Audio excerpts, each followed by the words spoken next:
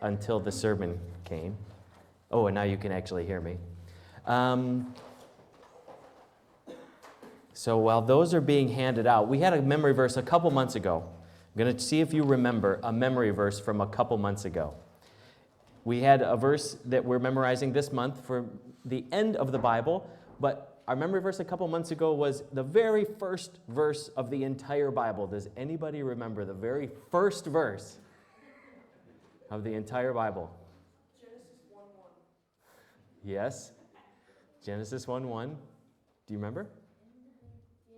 God created the heavens and the earth. There it is. The very first. We had the first and the last. So we're going to talk about the very beginning, when God created the heavens and the earth. God created everything, and there's a special place for Adam and Eve that we call the Garden of Eden. We don't call it that. God called it that.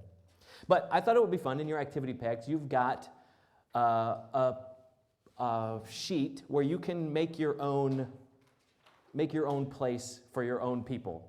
Just for a moment, you can pretend that you are creating your God and you're creating a place. For maybe you'll put some people in it. And the important thing is, as you create your own garden, you call it whatever you want. Actually, call it something fun. Put some people in it. And then you got to give them rules, because you want to keep them safe, you want to keep them happy. And rules are very important. Sometimes we think they're just things that parents give us, I don't know, because they're bored.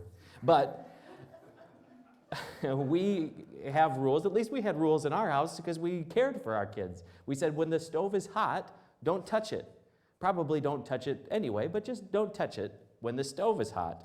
Don't eat the kitty litter. That's not to be eaten. Don't drink that stuff under the sink. Look, when you get to a street, look both ways before you cross the street.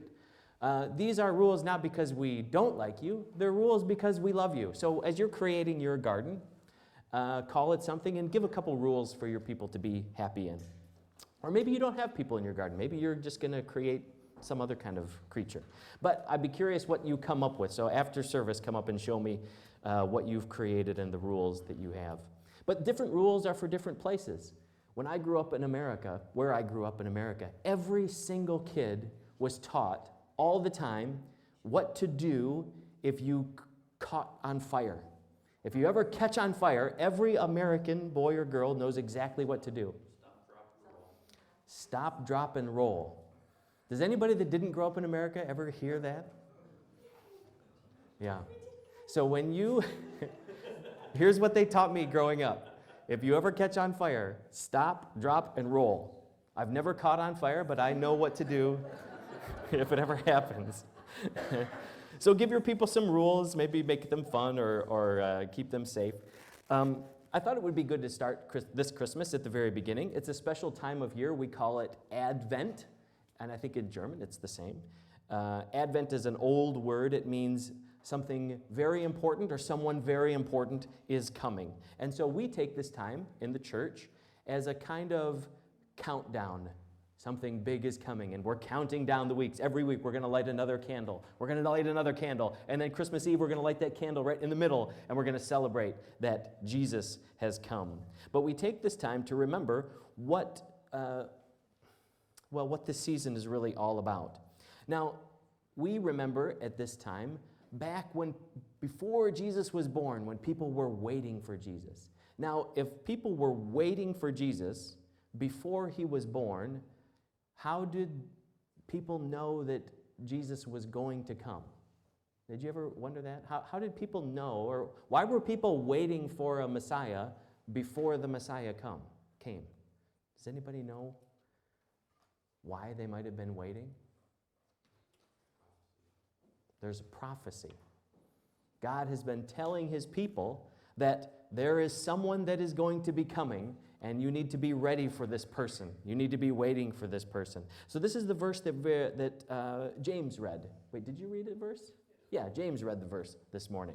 It's the very first prophecy of God saying someone is going to come to fix this thing. It's in the 3rd chapter of the Bible, very early on. So God created everything.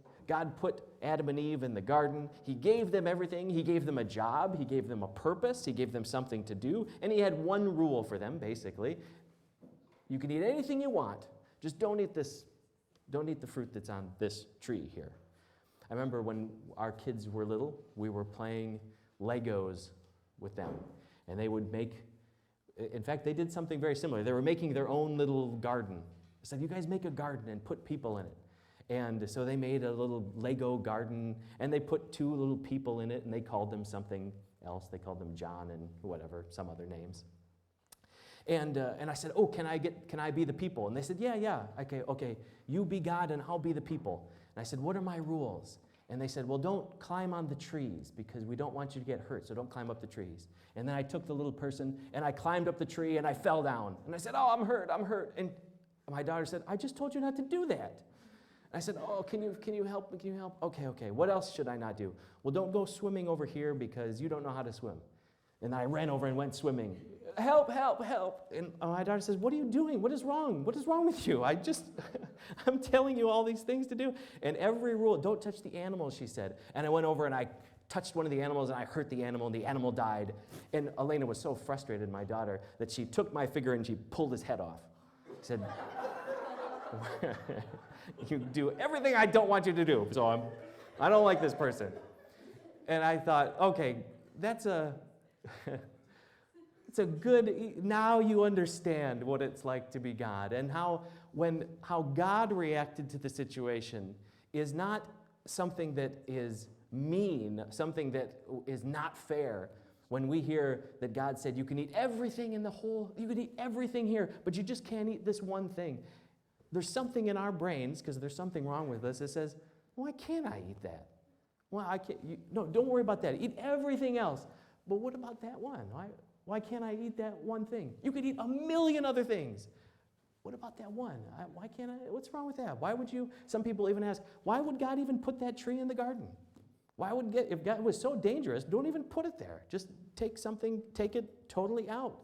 And we don't really know what the reasoning or purpose was, and it seems like some people think, well, maybe when Adam and Eve got older, maybe they would be ready for it. Maybe God was going to build them to the place where humanity was ready, where they could eat it. We just don't know. All we know, and it wasn't really about the fruit, it was really about what God was telling them to do, and would they trust God or would they not trust God? So God gave them this one rule. And I wonder what your reaction would be if you're creating your garden, and you give the people rules, and then they just ruin it all. How would that make you feel?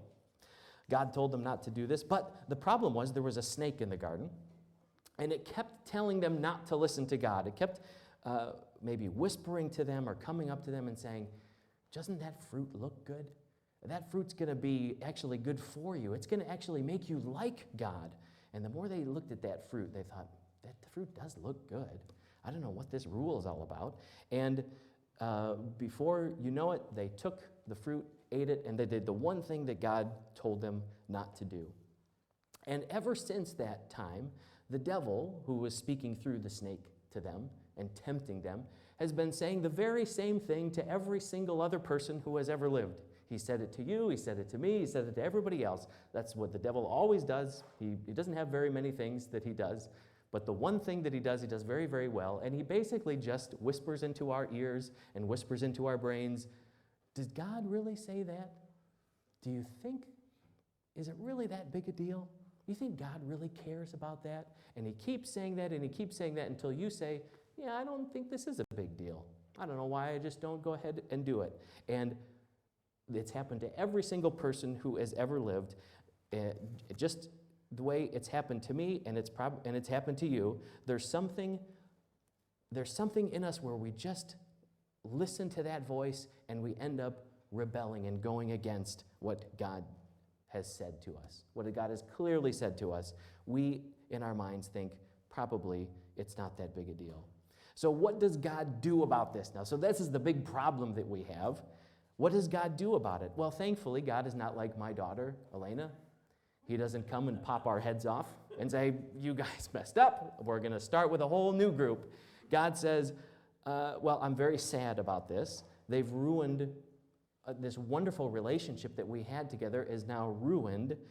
They can't be in the garden anymore, but I am going to do something about it. And this is what I love about God, our Father. This is what I love about the Bible, is that right away, the very next page, as soon as Adam and Eve messed up, God said, I'm going to fix it.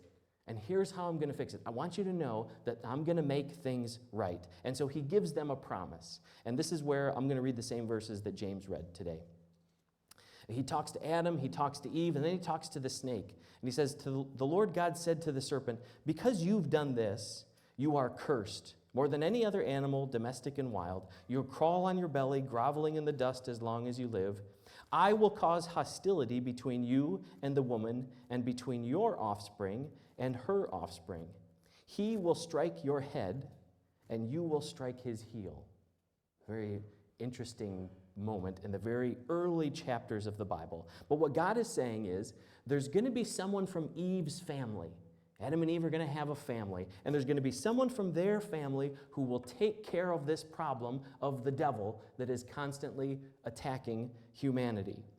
The devil is going to strike his heel, this person's heel, but he will strike the devil's head. So this person will be hurt, but this person will also end up destroying the devil. Now, if I was Eve, or if I was Adam, I would probably think that it would be our son. If God said, hey, one of your offspring is going to take care of this problem, and then we had little baby Cain, and I said, look at little baby Cain. He's going to be the one to fix this whole thing. Look how cute he is. And then he learns to walk, and then we teach him to talk, and then he learns his ABCs or whatever they learned back then. And then Cain grows up and kills his brother.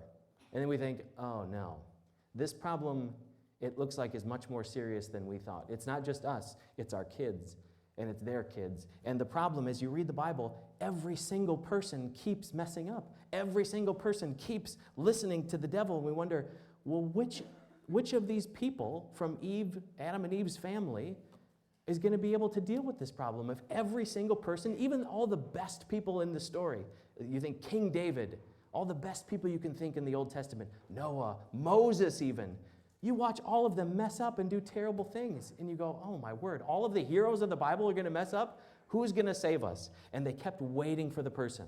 This is why people were waiting before the time of Jesus. Who is going to be the person that's going to do this? Because every single person we've ever met, every single person who has ever lived can't do it. And then one day, a woman named Mary hears that she is going to give birth to the one who's going to do it. Wow. And this is the season that we're all in, where we're preparing. We say, God, there's something terrible wrong in us. There's something terrible wrong in the world. We need someone to come and save us. We need someone to come and save us from the world. We even need someone to come and save us from ourselves, because God, I'm so sorry, but we've all listened to the temptations of the devil. We've all listened to that little voice that says, just go ahead and do it. It doesn't matter. God doesn't care. He's probably not watching anyway. We've all fallen short. We've all sinned. And so we need someone to save us. And so ever since God gave this promise, people have been waiting and waiting and waiting for this person who's going to crush the head of the snake. It's an image, but who's going to defeat the work of the devil. There's a movie called The Passion of the Christ, which you can watch when you're older. Maybe it's pretty gory. You probably shouldn't watch it when you're little. But there's a movie about Jesus, and it was the end of Jesus' life. And I remember when the movie came out, they had a special sneak preview, a special screening of the movie in this movie theater for pastors in the area. And I think they did that to a lot of different places. In the very beginning of the movie, Jesus is praying, and the snake starts slithering up to Jesus as Jesus is praying. And Jesus stands up, and as the snake comes, Jesus stomps on the head of the snake. And that's how the movie opens. And when I was watching it with all these pastors, when Jesus stomped on the head of the snake, everybody cheered in the movie theaters. Before the movie hadn't even started yet, and everybody goes, yes, yes, yes, that's what Jesus is doing.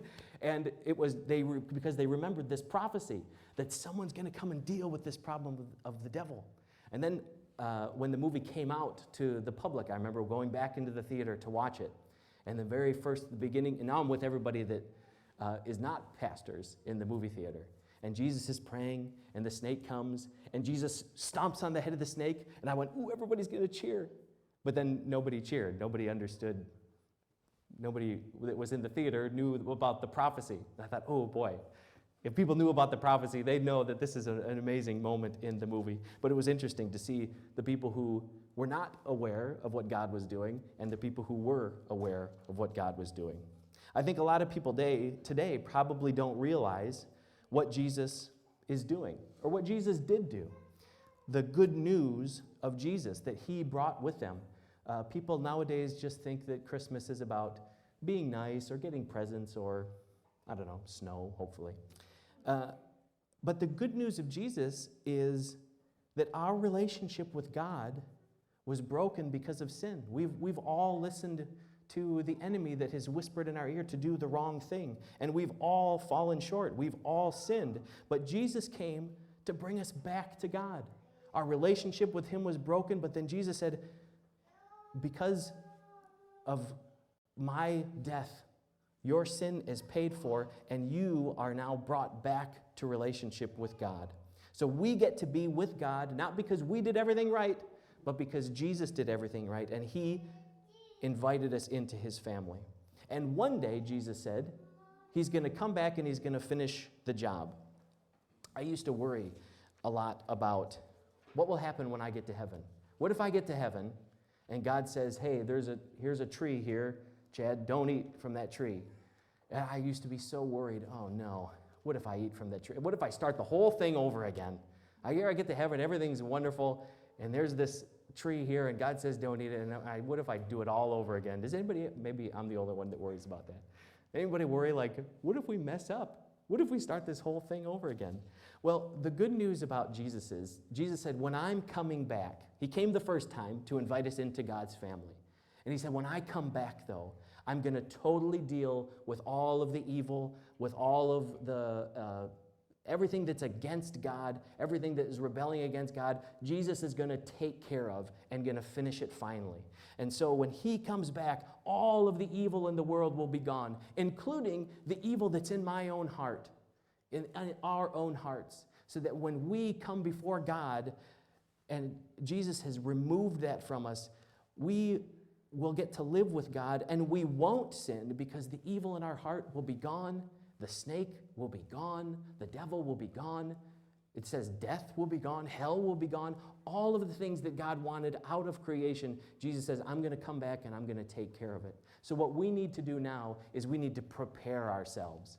Lord, there's things in my life that do not belong in your good world. Lord, I ask forgiveness for those, and I need you to cleanse me from it so that when you come, Lord, I'm ready. I'm ready, and I want nothing left of my own sin. I just want you, so that when we're with God, there won't be even any possibility of sin. How wonderful is that? Not even the possibility to sin, because Jesus has removed it. This is what we look forward to in Advent time.